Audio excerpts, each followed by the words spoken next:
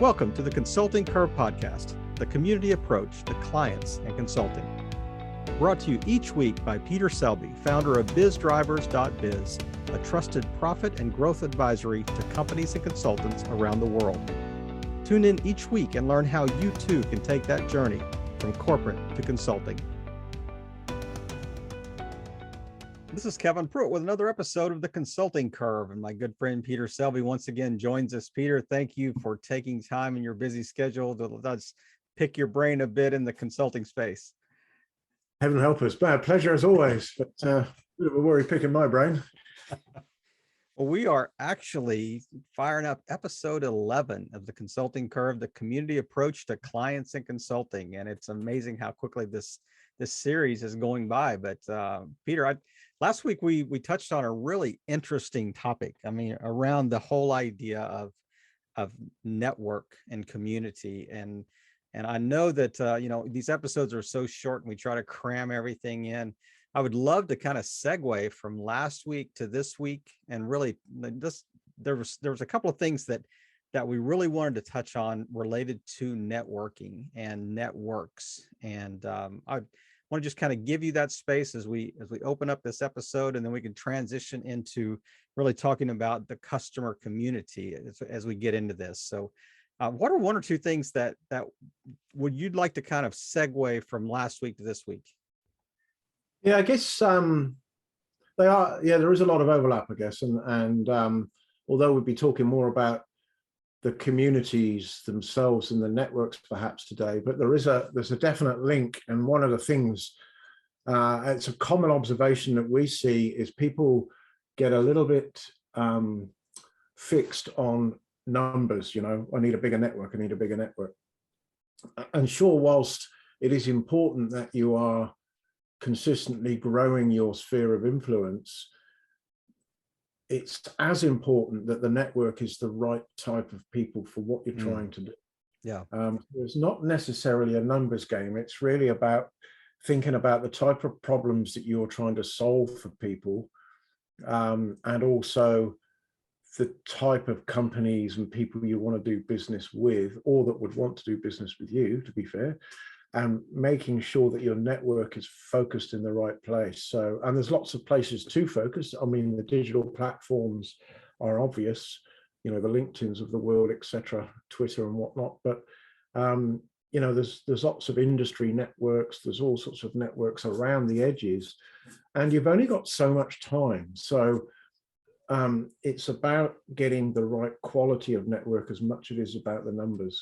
And that might be something we probably glossed over a little bit last week because we're cramming a lot of things in, but it certainly is an area from our observations that we see people tripping up on more than anything else, really, from the perspective of growing a network.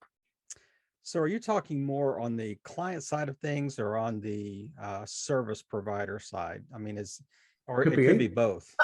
It could be both, but I suppose I'm really talking about the potential client side, the network the pond that you're trying to fish in. Right. But it could be either way. Absolutely.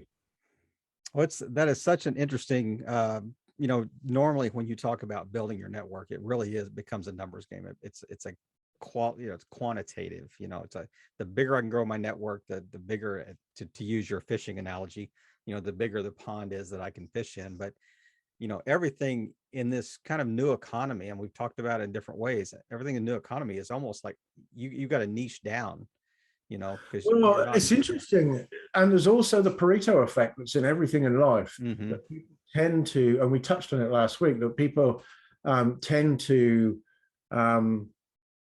forget when they're marketing. 20% of your known network at any one time is all that's ever going to do business with you. Yeah. Just like 20% of your customers tend to be 80% of your income, no matter your business. So what can happen if you get the quality wrong is you just twist that formula further out askew and it becomes 10-90 rather than 20-80. So whilst you're connected to more people, you're just connected to more people that are never going to do business with you. And that is the issue, right? So it's about, you're trying to bend the Pareto curve in your favor. I mean, the ideal network's the other way around, right? 80% of your network are people that are going to do business with you. Well, that's never going to happen. Mm-hmm. But you can certainly build a network where 80% of it are the right type of people that are going to do business Right. with you. Right. And that takes a fair bit of work. It's not something you're going to do by accident. You've really got to think it through, because there's a lot of dynamics. It's not just the right type of people, the right type of companies, the right geography, the right industries. Are you stretching into new industries? How do you get known? How does your authority work in those places? There's a lot to think about rather than just connecting to as many people as you can. So the other thing that a lot of people don't realize on platforms like LinkedIn, there is a finite number of connections you can make. right. You can have as many people connect to you, but there is a limit to the number you can connect to. So you need to make those numbers count, you know? That, I mean, that what you mentioned just now is exactly what a great transition to what I was going to ask you about LinkedIn anyway. So, we get so many connections, connection requests from people, and you connect with them, and then bam, they're selling you something immediately through a message. That's not what you're talking about. You're talking about adding value. You're talking about connecting, to make it mutually beneficial. How do you, personally, I know you're pretty prolific on LinkedIn. So how do you utilize that particular social network, to build your network? Well, I'll tell you one thing I never do on LinkedIn is sell anything. So, you just think about the world you've just described, where somebody connects with you, and you press connect, and next thing they're pitching something, just completely turns you off, and the next thing you delete them from your network. Exactly. Remove connection. It's the next move. So, and rightly so. At the end of the day, when it comes down to the professional services environment, nobody's going to do business with you unless they trust you on two levels. And we've talked about this before. You've got to trust two trust boxes you've got to tick. One is that they trust you on a personal level, and second, they trust you can solve their problem. How can you hope to achieve any sort of reply to a pitch that comes when it's like walking straight up to somebody in a room, shaking their hand and starting to sell them a car? It's just ridiculous. So, and that tends to be lost on a lot of people. And to be fair, again, if you are in the business improvement space, for instance, you're trying to build a level of authority in the market with reputable people, and reputable people don't expect you to turn up and start selling them things. I mean, it's just, so I mean, you're asking how do we utilize LinkedIn? We utilize LinkedIn to help the industry by sharing content, and reaching out and creating relationships with people. And maybe sometimes there's a sale at the end of that, maybe not, but the focus is about sharing useful content and creating meaningful relationships. And for that, LinkedIn's a fantastic platform. But as soon as you start using it like something more out of Facebook, or it turns people off. Yeah, I certainly can see that. And I think, whether there's a sale attached to the end of that or not, you are building your community, you are building your network, and you are inviting others, kind of into the biz driver, community as well through LinkedIn, through that platform. So, yeah, I appreciate you kind of circling back and kind of closing the loop on, when we're talking about networking. But I really want to kind of transition now and really talk about the topic that we're going to focus on today, and that really is, the customer community. When you say that, can you define that for us? What do you mean when you're talking about the customer community? That's a great question. And I mean, I suppose there's more than one answer to that, but what we imagine as the customer community is a customer environment, I guess an exclusive environment in which your customers live and benefit from being part of.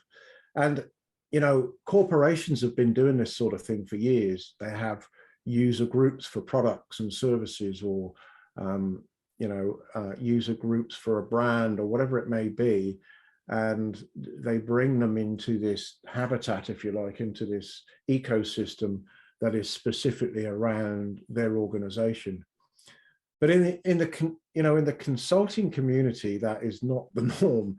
If you think about how consulting companies behave, certainly the larger ones, there is a a defined effort to separate customers and not have them talk to each other, and you know that customers don't, although you know, everybody's got reference customers, of course, customers don't necessarily expect to speak to other customers when they hire a consultant. It's not the Yep, that's true.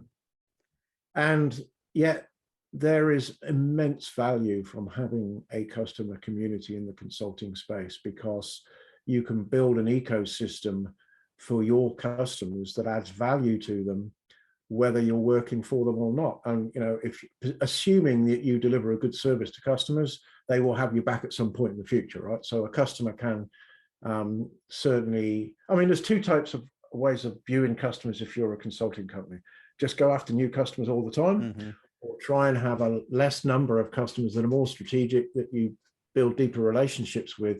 And whilst you won't work for them all the time, they will ask you back from time to time, and you will do repeat business. And that's certainly the model we use. Well, in that environment, if you can build an ecosystem for those customers, you can add value to them, even if you're not delivering services at any one time, just by connection into your other customers or sharing information or whatever it may be. So this idea of having a community really is I guess, leading territory in the consulting space, and it's seen as quite dangerous by a lot of companies. I could not count the number of conversations I've had with other consulting companies who think we're mad for connecting our customers, because their thinking is, if you deliver a piece of work that doesn't go to plan, and you know that happens to the best of companies, then everybody instantly knows about it. Well, that's true. You've got to back yourself not to do that very often. But the benefits, the upside from having a community around you outweigh that 1,000 to 1, you know. So we certainly do it, and we've had a customer community for a number of years, and in fact, we even have a private platform they all live on, so they can communicate with each other 24/7. They can share documents with each other, they can share videos, they can interact. We even have a channel so they can promote each other's businesses in there, and we promote trade from one customer to another. And we share market insights in there all the time, and it's just a space that people can live in that's complementary. It doesn't cost them anything, but we're adding value around, no matter, you know, even if we're not doing work. But it's not so much about us adding value either. It's the value they get from being connected is enormous in ways you can't imagine. And we never imagined when we first did it that we'd see customers trading with each other in this environment. I mean, that's fantastic to watch. Whilst we're not gaining any monetary value from that, it's fantastic to see the value it adds to them, you know. So yeah, an interesting, and we were nervous when we did it, I have to say. It was a bit of an experiment, because of this thinking that, well, you know, they've now got a view behind the scenes almost in your company, when they can speak to all the other people you deal with. But as long as you treat your customers evenly and fairly, and you don't price gouge anywhere, you've got nothing to worry about, you know.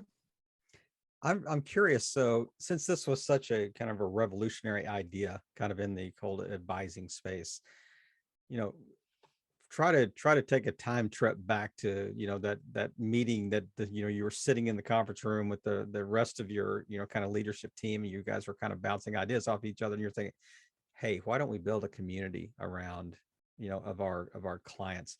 What was that first conversation like, and what were you actually trying to achieve as a business by doing this? Well, that's an interesting question. I don't think it ever came as an instant idea like that. What was happening is we are always looking for ways to add value to customers, even when we're not working with them, you know. So how do we support people on their business journey generally? And so we'd share market insights, or well, not newsletters, but we drop documents that we found that would be relevant to a particular industry that customer might be in, or who knows, there's, you know, different things we do for people. And it just morphed from that into, well, if we're gonna have regular updates of things, why don't we update everybody? And that starts to smell like a newsletter. And then, you know, we've been around long enough to know that people don't read other people's newsletters. They're not that interested. So that's a lot of effort for not a lot of benefit. But what customers really want is other customers, you know, and people like communities. I mean, people thrive in communities. So it kind of morphed into that, really. And then we needed to think about, well, if we're going to have a community, what are they going to live in? You know, you can, there's, and lots of people do it. I mean, there's Facebook groups and there's LinkedIn groups that consultant companies run, and they're trying to do the same thing. So it's now not as novel as it once was. But we kind of try to take that a step further and think, well, yeah, you can share stuff in groups, but there's so many LinkedIn groups and there's so many Facebook groups. How do we have an exclusive environment in which they can live in? So we built this platform for them to live in, you know, and if they join, we call it our Profit and Growth Collaboration Club, and companies join, make a big fuss out of them and bring them in, and we have guest speakers talking in there, and you know, it's a whole environment. But and some customers are active in there, some aren't. You know what it's like. It's a bit like any other community, you know. It's the Pareto principle. Sorry? It's the Pareto principle. Once again, I mean, you're going to have 20% that are highly active and 80% that are kind of like, you know, distant observers. They're passively active. They're passively active. They're all connected 24/7, no matter where they are in the world. And that was the other thing we had to do, was build a platform that it didn't matter where you were. If you, and you know, even when we're helping other consultants, we open this platform up to them as well, so they can bring their customers into it if it's a benefit. You know, it's not for everybody, but you know, again, but we have found it's just amazing. It was a game changer, actually, in some ways. And certainly the other thing to think about in the new economy is there is a lot of competition. And so you can't afford to just have work with a customer once. You need repeat business, so you've got to retain those customers.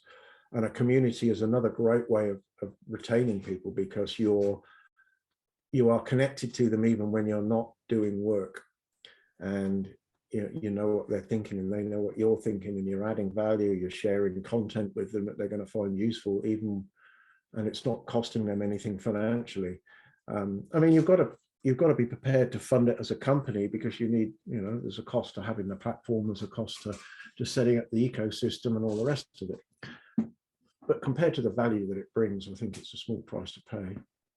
I mean, it's certainly easier to you know, upsell an existing client than it is to, you know, pay for, you know, a new one to come in, an acquisition cost for that new client. But I'm curious. There are two questions that kind of come to mind about just, and as we kind of narrow down to biz drivers specifically. So first of all, I'd like to have you share a little bit about what that community looks like. What's like a day in the life of a biz, you know, the biz driver community. Like if I'm a member of that community, what could I, you know, expect to see and encounter in that, you know, on a daily, weekly basis or whatever. The second thing is, I'd love for you to touch on like a win. You know, you guys have been doing this long enough. There's obviously a, you know, one that just kind of is top of mind. You're going, hey, this is exactly what we were trying to accomplish, and we saw this, you know, in action work really well. Sure. So a day in the life of a community. Well, the community lives, like I say, in an exclusive ecosystem.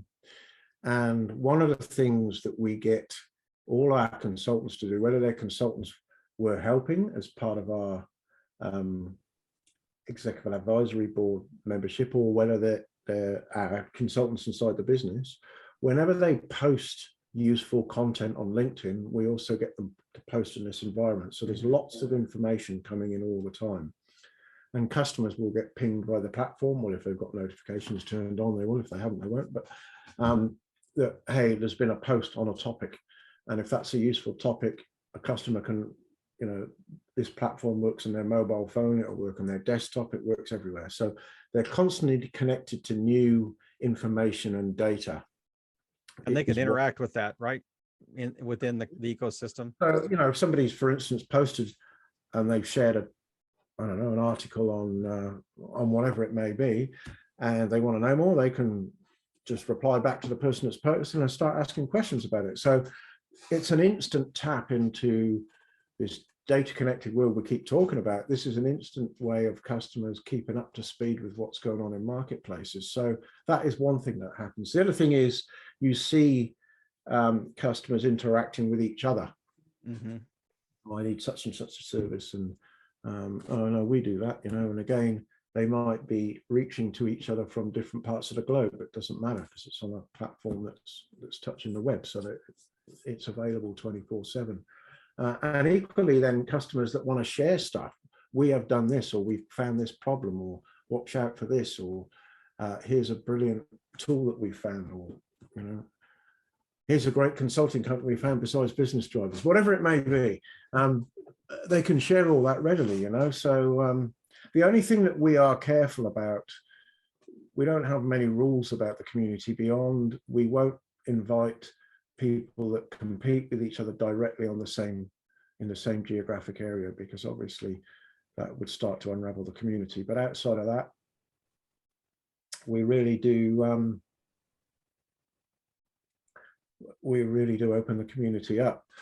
So did that answer your first question? Yeah, it did. It did. When you mentioned that, I'm thinking, do you also kind of guard against within the community and moderate against like just direct cold pitching, to the community? I mean, well, we do have a channel that is for companies to advertise what they do, but they don't pitch per se. There's a one page they'll put in there that says, this is our company, this is what we do, and if people want the service, they'll contact them. But there's no sort of direct sales going on. It doesn't really work like that. Right. Secondly, if you think of a win that comes from that, I can think of a couple of occasions where somebody has contacted us through the platform to do some work or to help solve a problem that's turned into a sizable assignment. No marketing was involved. Nobody chased anybody. And in fact, it was a customer that had been connected through, I can't remember how, it might have been through one of the guest speaker series, but the customer we never actually done any work for, but they were in the community. And we ended up with a new customer ourselves from a community that we generated without any work, without any marketing. So that's I guess a win. That's a win, right? But I think the real win, though, is the community itself, just by the fact it's a sustainable private community that customers can interact with beyond their own networks and the sort of more public platforms, Well, as we've talked through this entire series, what it's like to advise the new economy. I mean, you kind of mentioned that a second ago about, this is vital. This is a differentiator. The competition is certainly, more fierce, and people want to be able not only to trust you as an individual relationally, they want to trust you that you can solve their problem. And I think you can also bring a certain increased level of trust through the community. Like if I'm looking for a client, vendor, somebody to help me with a service, and we're part of the same community, there's like an increased affirmation there that yeah, there's some substance there that I can kind of hang my hat on, so to speak. But this is such an interesting topic, and I mean, as we're kind of nearing the end of our series here, I really like the way that we're kind of wrapping up with this idea that really was kind of the tagline of the whole series. I mean, the community approach to clients and consulting. That's exactly what we're talking about here in so many different ways, whether it's the services that we can provide, the expanded service provider network, whether it's building your own personal network, whether it's learning from each other, supporting each other, obviously seeing the Pareto principle, operating within that. But the whole idea of what it is to really learn to advise the new economy, but do it in community. Yeah, look, it is interesting. I think as the world in general connects more and more, people that service that world need to open their mind to doing things more from a joined up community approach than singularly. And we've certainly seen the benefits in just about every business we work with, be it a consultant or a company, that they benefit from taking much more of a community approach. I'd still say, you know, customer communities in the consulting space is not yet the norm. It's a lot more common than it used to be, but it still isn't the norm. And I think they're missing a trick there. I think there's a lot to be gained from pulling your customers together and adding value beyond just charging for work. And, you know, regardless of whether you have a community or not, and having certainly a private exclusive community is a fair bit of work. I'm not suggesting everybody does that particularly, but the idea that you've got to retain more of your customer base for future opportunity to add value is more critical now than it's ever been. There's no doubt about that. Yep. Yep, no doubt about that. And it is becoming in a world of increased competition. You know, you do have to stand out, and it's not just, you know, but through flash and pop, you know, through marketing techniques. It truly is in the delivery side of things, and you know, are you truly delivering on your promise? But Peter, Well, thanks that's again. true. I mean, that's a good point, right? It's not just about retaining customers for your pipeline of opportunity. If you're genuine about the fact you are trying to support and add value to companies, generally speaking, then that's a great way to do it. And it brings its own dividends, you know. It's not a marketing or a customer retention trick. It's just, that's an outcome of adding value. Well, my friend, we talked for hours and hours about the whole advising space, and one thing that I have learned from you is that you are not into cheap tricks.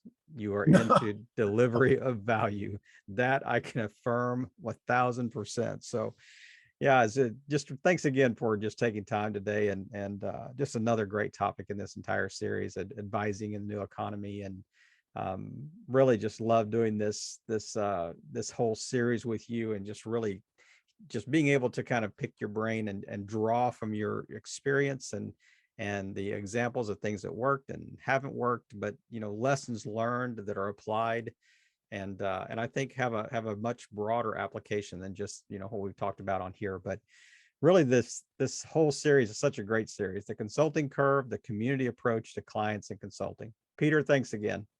Thanks, Kevin. Great fun as always.